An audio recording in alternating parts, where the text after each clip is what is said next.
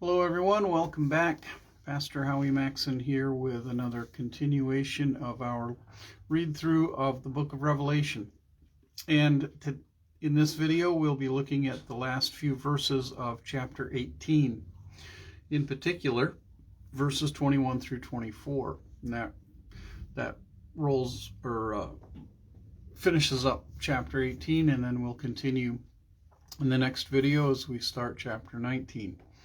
Definite contrast between what we find here in chapter 18, which is all about Babylon, and Babylon seems to be representative in Revelation as Jerusalem, the capital city of the rebellious and unbelieving Jews, probably close to the time of the prophesied destruction of the temple and the leveling of Jerusalem that Jesus made 40 years before actually. So what we find here is the finality of Babylon's doom. What we will find in the next video in chapter 19 is worship and 3 hallelujahs regarding the judgment of Christ upon rebellious Israel.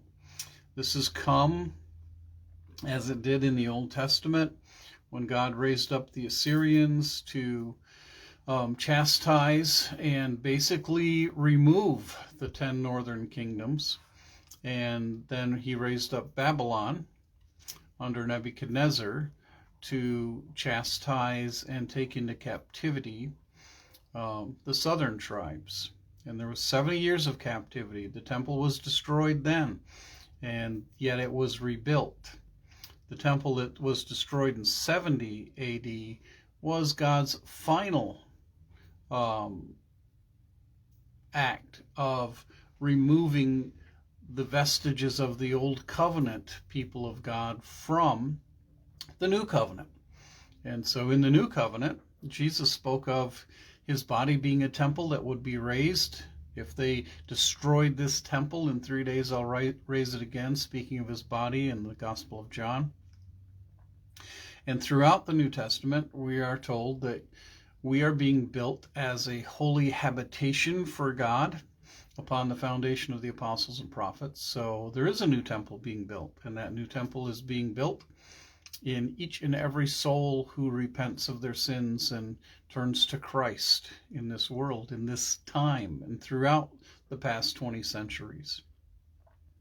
And I personally don't believe in some of I believe they're actually errors in eschatology that would say that somehow or another Israel will be revived and will destroy the Dome of the Rock and rebuild a temple in Jerusalem.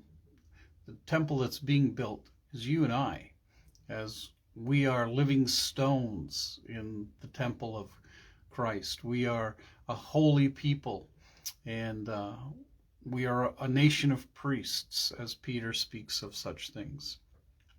So what I believe we have in Revelation 18, 21 through 24 is the stamp of finality upon God's judgment against the Israel of the day in the first century that so despised Christ and persecuted his people. And again, we'll see elements of that in these verses. So this is what John saw. There are words in here that John heard, and I recite them to you. Then a mighty angel picked up a boulder the size of a large millstone and threw it into the sea and said, "With such violence the great city of Babylon will be thrown down, never to be found again. The music of harpists and musicians, pipers and trumpeters will never be heard in you again. No worker of any trade will ever be found in you again. The sound of a millstone will never be heard in you again. The light of a lamp will never shine in you again. The voice of bridegroom and bride will never be heard in you again. Your merchants were the world's important people. By your magic spell all the nations were led astray. In her was found the blood of prophets and of God's holy people. See, this is an identifying mark that the Revelation is showing John the destruction of the temple in Jerusalem in 70 AD, of all who have been slaughtered on the earth. Now, we know that Jerusalem is a city that still exists. There is no temple there. And it really is not the capital city of the Old Covenant people of God. It's not the capital city of the New Covenant people of God. It is more or less a secular city. Still has many people coming to it to worship. The three great religions worship there. There are Christians who make pilgrimages there at Christmas time and at Easter time. There are Jews of various sects and degrees of belief, some from secular cultural backgrounds to those who are quite religious and quite either could be moderate or somewhat liberal or somewhat very conservative. And the Muslims find Jerusalem as a holy city. But it's not like it was as 70 AD came upon Jerusalem, and it as this rebellious and bloodthirsty city, persecuting Christians, persecuting Christ, persecuting itself in bloody civil war. This one's gone, and it's not going to be rebuilt, and the temple there is not going to be rebuilt. At least I don't believe it. I'll believe it if I see it. I don't think we'll ever see it.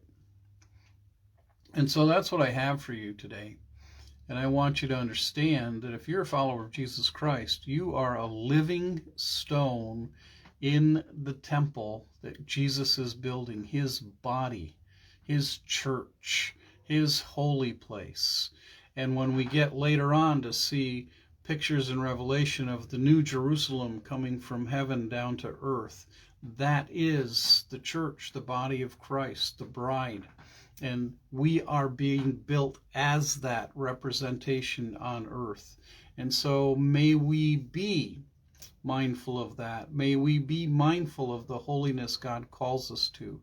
May we be mindful of the brightness and beauty that the disciples admired when Jesus said, you see these stones you see these great buildings, not one stone will be left upon another. In this generation, this will all come to pass. Matthew 24. And so we should be the beauty, reflecting and shining forth as the glory of Christ in this world. So the world might see Jesus in us. The world might see that we have been with Jesus. The world might see the invitation for all to come and follow the way, the truth, and the life that is Jesus Christ. So until next time, God bless.